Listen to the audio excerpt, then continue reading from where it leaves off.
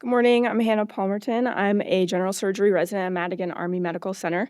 I'll be talking about our outpatient sleeve gastrectomy protocol and initial outcomes at Madigan Army Medical Center. We have no disclosures.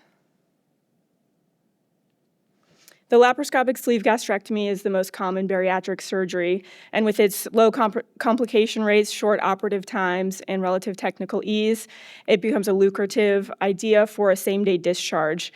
Same-day discharge avoids the in-hospital barriers. As we've heard so much about today, we're struggling for case volume, we have nursing shortages, lack of beds, and the same-day discharge prevents case backlog and leakage to network from the DHA.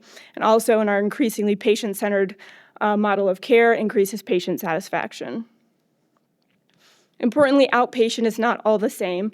The ambulatory surgery center is widely studied in the civilian sector.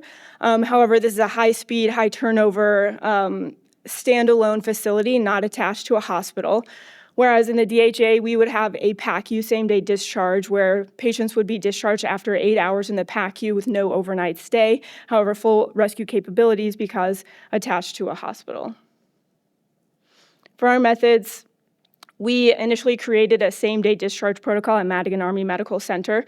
We had multidisciplinary conversations throughout all phases of care, from the pre-op clinic visit and patient selection through perioperative anesthesia and PACU care, and then post-op clinic visit follow-up. Our patient selection, they had to complete the bariatric pathway and also meet this eligibility criteria, which was pretty standard.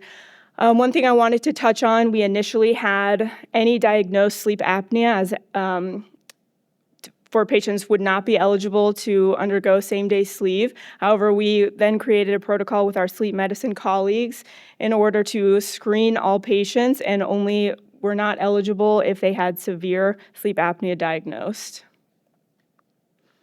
We made a perioperative anesthesia checklist in keeping with other ERAS protocols.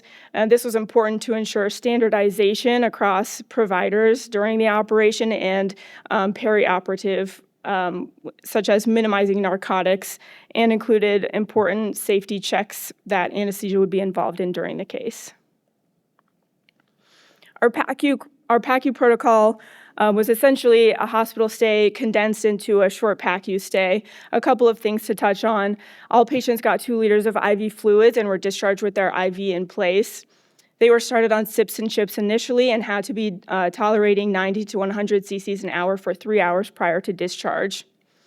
Their pain control was a combination of IV Tylenol, Toradol with PRN narcotics for breakthrough pain, but their pain had to be managed without any IV narcotics prior to discharge.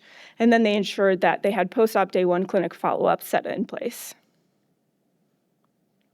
At the post-op day 1 clinic follow-up, standard nursing intake was performed, the IV was assessed for patency and replaced as needed, blood draw was obtained, and then Lovenox was administered if the CBC was okay, and standard 2-week follow-up was ensured by nursing staff. For our data collection, we prospectively collected data, including patients who underwent sleeve gastrectomy with same-day discharge. Exclusion criteria was hospital admission or overnight stay.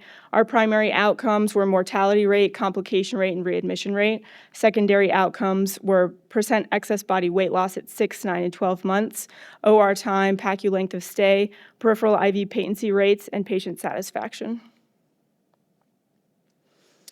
We had 28 patients meet eligibility criteria for the same-day sleeve. We had no unplanned admissions to the hospital from PACU. 27 of our cases were a standard laparoscopic technique, and 1 was robotic-assisted, but all underwent the standard creation of a sleeve over a 36 French Visage with a repair of hiatal hernia if it was identified.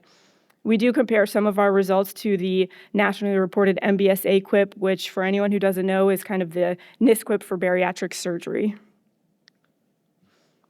For our demographic results, in comparison to MBSA QIP, we had similar demographics. Our population was significantly younger at 36.2 years old versus 42.6 years old, otherwise similar in sex and race, and we had similar initial BMIs. Our primary outcomes showed no mortality, no 30-day readmission, and we had one complication giving us a 3.6% complication rate. Our complication was a postoperative hematoma. This required 1 unit of transfusion of packed red blood cells. However, there was no inpatient admission. This patient was observed and sent home. These are in keeping with the reported rates from MBSA QIP, as you can see here, and their complication rates from the literature of 2.5 to 5.8%. Our secondary outcomes, our operative time was an average of 81.6 minutes, which is similar to the MBSA QIP average of 76.1 minutes. PACU length of stay was 336 minutes or 5.6 hours, and peripheral IV patency rate on postoperative day 1 was 82%. Percent excess body weight loss by time, we captured 6 patients at 12-month follow-up, and we had 57.5% weight loss at this time. 12 patients reached the 9-month follow-up by the time of the end of the study with 54.9% excess body weight loss, and we had 10 patients reaching the 6-month follow-up with 42.5% excess body weight loss. We sent out a patient satisfaction survey to all patients undergoing the same-day sleeve. We got an 85% response rate. 100% reported a favorable experience, and 92% would choose to do the outpatient experience again over being admitted to the hospital. Importantly, when we asked what the best part about the experience, 71% stated the team or a member of the team, and the worst part about the experience was suboptimal pain control. On discussion, we found that same-day discharge after a lapsed sleeve is a safe option for select patients at military treatment facilities. It does require multidisciplinary buy-in and coordination to create this protocol. We demonstrated similarly low complications, readmissions, and mortality rates as MBSA QIP in a nationally reported inpatient sleeve. We did notice that the burden of patient care shifted significantly from the inpatient staff to clinic and PACU staff, but we identified that this would be financially beneficial as avoiding inpatient admission with the associated costs would go down, and we are not increasing any operative time as the standard inpatient sleeve. We had appropriate excess body weight loss at 6, 9, and 12-month follow-up. Our future directions, our goal is to expand this program and further improve the efficiency and patient experience. We're slowly liberalizing inclusion criteria and to capture more patients in a safe manner. One area for improvement that we did identify was postoperative pain control, so that's something that we are working on, and we're continuing to analyze and fine-tune this ongoing process to ensure that we're providing safe and effective high-level care.